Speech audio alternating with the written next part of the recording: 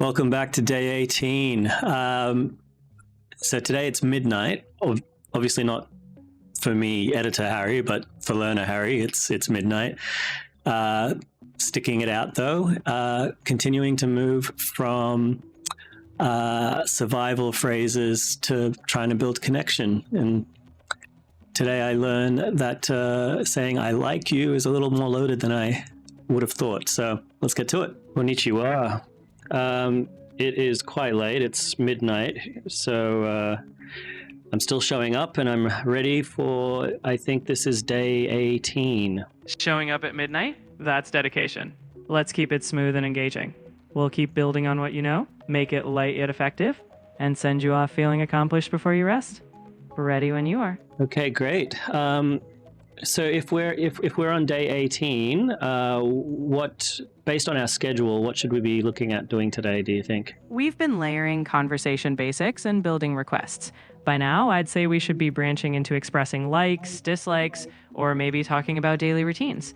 If that sounds good, let's dive into something like that tonight. That does sound good. That would be... could we start branching into that while still reinforcing the verbs that we've been learning? Absolutely. We can double up. As we chat about likes or routines, we'll use those verbs you've already learned, like to go, to see, to give. That way it's all connected, and you're practicing them naturally. Let's get rolling. Okay, what's first? Let's start with a classic. Tell me something you like. You can say, I like something, and if you're not sure, I'll help fill in the words. You have to know that you haven't taught me the word like yet. Fair point. The word for like in Japanese is suki. So to say I like something, you'd say something ga suki desu. Give it a try. Tell me something you like. Ana ga suki desu. Perfect. You've just said I like flowers. Now we'll keep that pattern in mind as we expand. Ready for the next step? Before we move on, so suki is the dictionary form, is that right? Actually, ski isn't a verb. It's more like a descriptive noun or adjective. So when you say suki desu, you're literally saying something is liked. It doesn't have a dictionary form like a verb. You just pair it with desu for politeness. I see. And so if I don't say who is doing the liking in some way, the assumption is I'm saying that it's liked by me. You got it. If you don't specify, it's naturally understood as I like it. If you need to say someone else likes it, you'd add who. Like Tanaka-san wa hana ga suki desu. Tanaka likes flowers. But if it's just you, no need to say watashi. Okay. And so ga is a new particle, I guess. What does that one mean? Exactly. Ga is a particle that marks the subject of what you're describing. In this case, it marks what is liked. So if you say hana ga suki desu, it's flowers are liked. It highlights what we're talking about. So how should I think about when to use ga versus when to use wa? Because in this case, I could equally think about it like the topic is flowers and that they are liked. So I feel like I could say like wa ski desu. Like wa hana ski desu. It's a subtle distinction. Wa sets a broad topic, like speaking of flowers. But ga identifies the specific subject of your feeling. When talking about personal preferences, what you like, ga is typically used.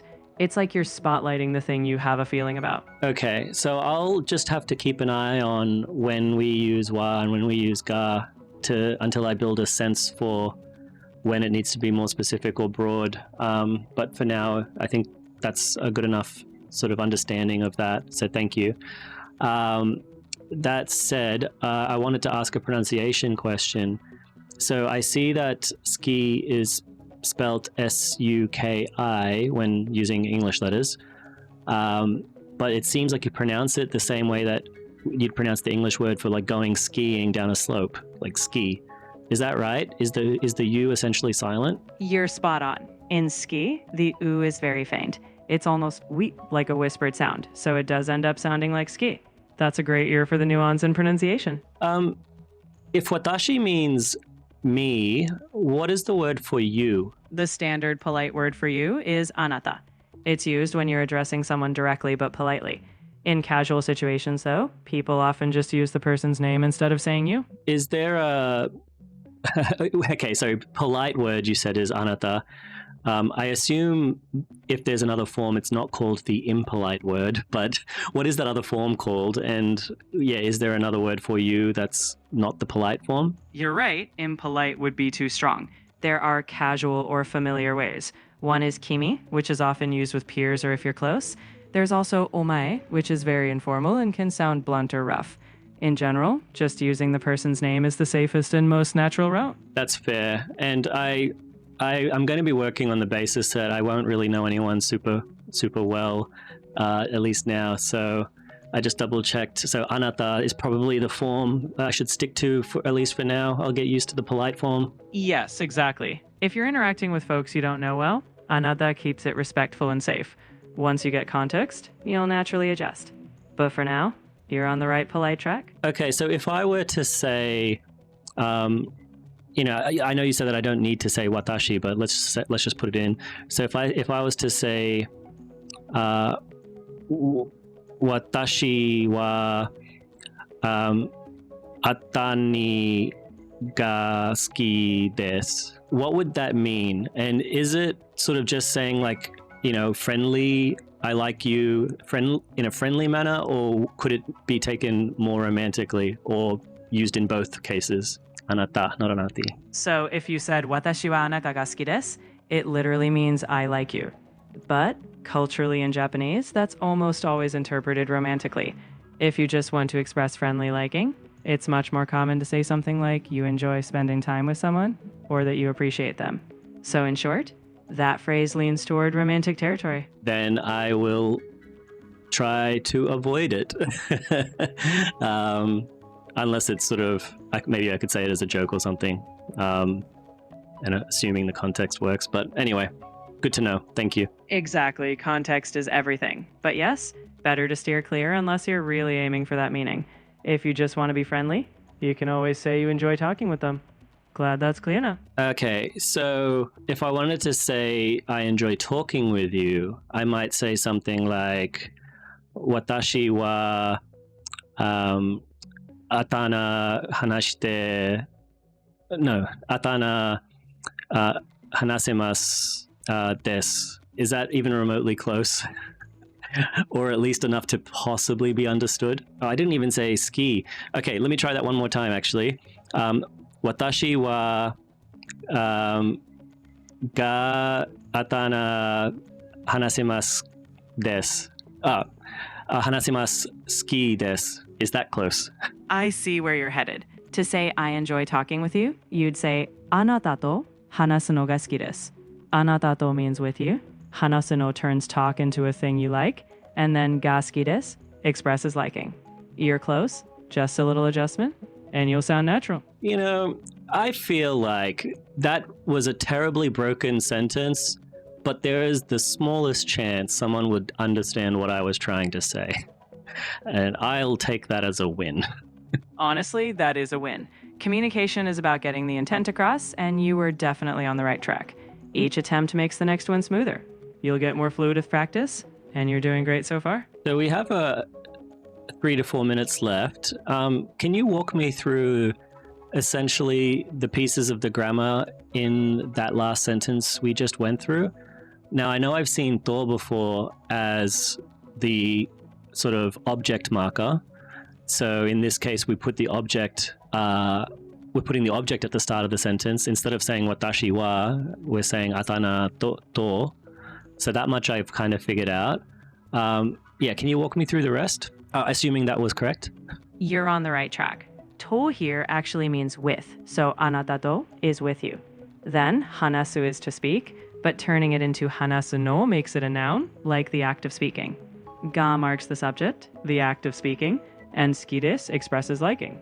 So it all ties together as I like the act of talking with you. Okay, so if you say no after saying the dictionary form of a verb, it turns it into the noun, or I'm blanking on what that's called in English.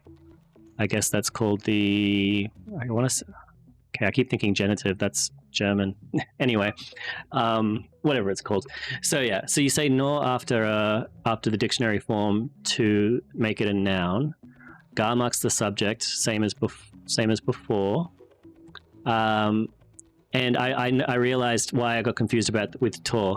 So I'm remembering that it's o, which is the subject marker, and to is what we use to say from Australia, like Australia to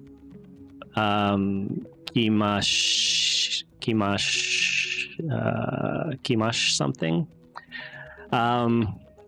But yeah, to meant from in that case, but I think you also said it means with. So in this case, it's with. Am I catching myself correctly? You've got it mostly sorted. Just to clarify, the to for from doesn't exist. In that case, it's kara, from Australia, Australia kara kimashita. To means with when talking about doing something with someone. And yes, o marks the direct object. You're catching yourself well? Just remember kara for from, to for with, and o for objects. It's all falling into place. So we haven't learned the word to before. This is the first time. That's right. We introduced to just now. As a particle, it often means with when doing something with someone, like anata to, with you. So yes, it's a new piece of grammar today. Another tool for your kit. Okay, well, I'm officially inventing lessons in my head with fake Japanese now. So there you go. But to wrap that up then, so something else I'm noticing there is putting to after anata. Is that common that we might put a particle after a word? I guess it is, because we've done it in several places, like using wa after, watashi or anata, like that kind of thing. Exactly. Particles almost always follow the word they're marking, whether it's wa for a topic, ga for a subject, o for an object, or to for with. They come right after the noun they relate to. So yes, you've got the pattern down. Particles tag along after the words they modify. It's so interesting for me still to think of sentences having a topic and a subject as sort of separate things. But okay, so I'll have one more try at the sentence we just learned, and just correct that, and then we'll wrap up, I guess. So it would be atana to hanasu no ga suki desu. That was perfect. Anata to hanasu no ga suki desu is exactly how you'd say I enjoy talking with you. See? You've wrapped it up beautifully. When I started saying I'll have one more try, as I was saying that, I thought for sure I had no memory of it at all. But apparently going through the grammar and remembering what to and no and ga are all used for, and knowing that the particles go after the word that they're describing, I just pieced that together through the grammar and remembered it all. So, wow, the grammar is coming together. There you go. Domo arigatou gozaimasu. You taught me and or, and I've forgotten those two. Can you teach me those two words again, please? And then I'll say goodbye. No problem. And between nouns is to, and or is ka. So now you've got those back. And with that, domo arigatou, mata ne. We did learn to mean and, but okay. Mata ne. Yes, you're right. To did double duty, and you remembered that perfectly. With that, rest up and mata ne. Thanks so much for watching again. Today's big win has to be just still feeling like I can start to put sentences together. It's the more that keeps happening, the more I'll start to feel like I actually can speak a little bit of this language. So yeah, we'll keep it going. Until tomorrow, mata ne.